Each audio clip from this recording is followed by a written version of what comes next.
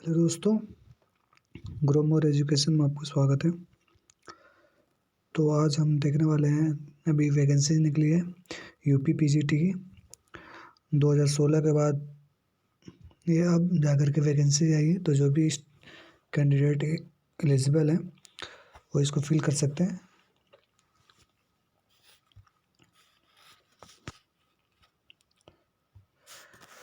देखिए, इसका नोटिफिकेशन है और इस ये फॉर्म जो स्टार्ट हुआ है 29/10/2020 यानी कि अक्टूबर में ही 29 तारीख को ये फॉर्म स्टार्ट हो गया। ठीक है, और इसका जो लास्ट डेट है वो 31/11 तक है। ठीक है, इसमें क्या क्या एलिजिबिलिटी है वो हम बता देते हैं आपको।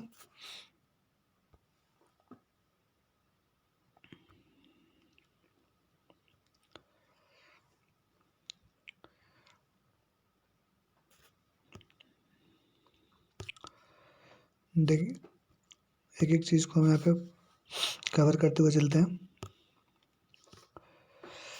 इसका आवेदन शुल्क देख लेते हैं पहले हम।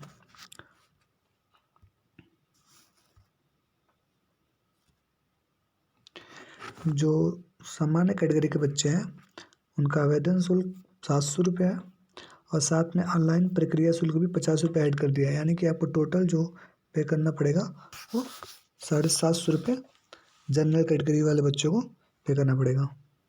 ठीक है, और जो ओबीसी के कैटेगरी के बच्चे हैं उनका भी 700 रुपये ही है, और 50 रुपये जो ऑनलाइन प्रक्रिया शुल्क लग रहा है, और इनका भी जो टोटल फी होगा वो 750 रुपये ही है। बाकी यहाँ पे अनुसूचित जात और अनुसूचित जनजाति महिला वर्ग के लिए ये सब दे रखा है। अब हम सीधा यहाँ पे एलिजिबिलिटी देखते हैं कि इस फॉर्म को कौन कौन लोग भर सकते हैं, क्या उनकी क्वालिफिकेशन होनी चाहिए। तो ये सबसे लास्ट में देख लेते हैं। यहाँ पे देख लेते हैं कि वैकेंसीज कितनी आई हुई है।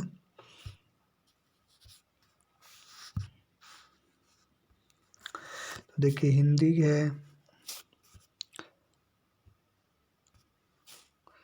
गणित, गृह विज्ञान, अर्थशास्त्र, इतिहास, इंग्लिश, कला, ये सब जो वैकेंसीज आई हैं वो बालक वर्ग के लिए है, और ये सारी वैकेंसीज जो है वो बालिका वर्ग के लिए है।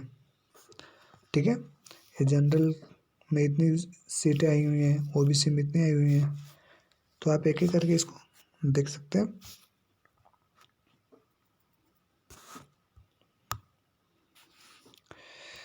देखिए,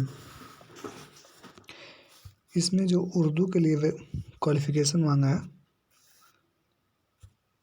सबसे पहले हिंदी का देखते हैं हम। तो आपको हिंदी में एमए तथा संस्कृत के साथ बीए अथवा शास्त्री की परीक्षा राजकीय संस्कृत कॉलेज वाराणसी या संपूर्णानंद विश्वविद्यालय वाराणसी से आप पास आउट होना चाहिए।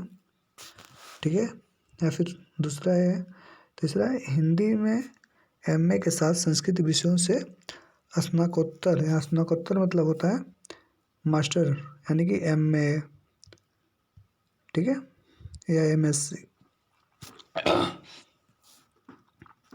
परीक्षा आपको उत्तीर्ण होना चाहिए। ऐसे गणित में देख लेते हैं। गणित में आपको एमए अथवा एमएससी गणित में होना चाहिए, तो आप एलिजिबल हैं। मगर इसके साथ साथ अगर इसमें प्रशिक्षण वर्गमान दे रहा है, इसका मतलब ये होगा कि अगर कोई कैंडिडेट सिर्फ एमए किया है या एमएससी किया है तो वो भी इस फॉर्म को फिल कर सकता है। और दूसरा, अगर कोई कैंडिडेट है एमए या एमएससी किया है, साथ में साथ वो उसने प्रशिक्षण कोर्स किया है, यानी कि बीएड कर रखा है, एमएड कर रखा है, या साथ ही साथ उसने पीएचडी कर रखा है, तो इस तरह के कैंडिडेट को पहले वरीयता दी जाएगी। यानी कि अगर दोनों कैंडिडेट सेम नंबर लेकर आते हैं तो जो कैंडिडेट बीएड एमएड या पीएचडी कर रखे हैं उनका जो सिलेक्शन होगा वो पहले होगा, बाद में सिर्फ एमए या एमएससी वालों को रखा जाएगा।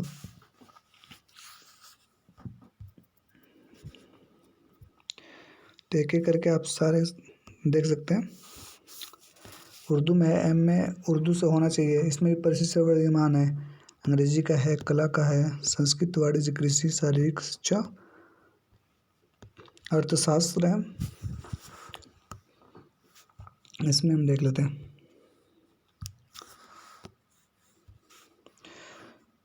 अर्थशास्त्र की वैकेंसी में आपको या तो एमए अर्थशास्त्र होना चाहिए, इसमें प्रशिक्षण वर्गीमान मांगा है, यानी जिन कैंडिडेट के पास बीएड एमएड और पीएचडी की डिग्री होगी उन्हें ज़्यादा मतलब उनका पहला योग्यता उनको मानी जाएगी।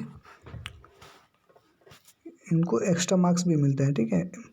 एमएड पे अलग मिलते हैं, बीएड हो तो अलग मिलते हैं, और पीएचडी है तो अलग है। अगर कोई नेशनल लेवल का आपके पास स्पोर्ट्स का सर्टिफिकेट है तो उसका भी मार्क्स आपको मिलते हैं, ठीक है। या फिर अगर आपके पास एमए नहीं है और आपने ऑनर्स की डिग्री ले रखा है, ग्रेजुएशन में आपने बीए ऑनर्स कर रखा है इकोनॉमिक्स से, तो भी आप इस फॉर्म को भरने के लिए एलिजिबल हैं, ठीक है। सिर्फ बीए ऑनर्स होने पर भी आप इस फॉर्म को भर सकते हैं, मास्टर्स ना होने पर ना हो तो भी कोई बात नहीं है। साथ ही साथ यहाँ पे भी आप नागरिक शास्त्र वाले में भी आपको बीए ऑनर्स अगर है तो आप भर सकते हैं।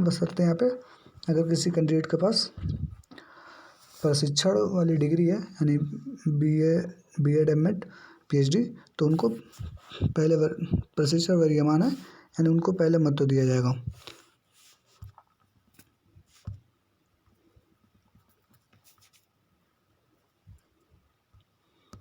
इसी तरह अन्य विषय भी देख लेते हैं। इतिहास में भी आपको इतिहास में एमए होना चाहिए या फिर प्राचीन भारतीय इतिहास में एमए होना चाहिए, ठीक है। अगर इसमें भी आप इतिहास में भी अगर आप ऑनर्स की डिग्री ले रखे हैं, बीए ऑनर्स आपने कर रखा है, तो आप इस फॉर्म को फिल कर सकते हैं।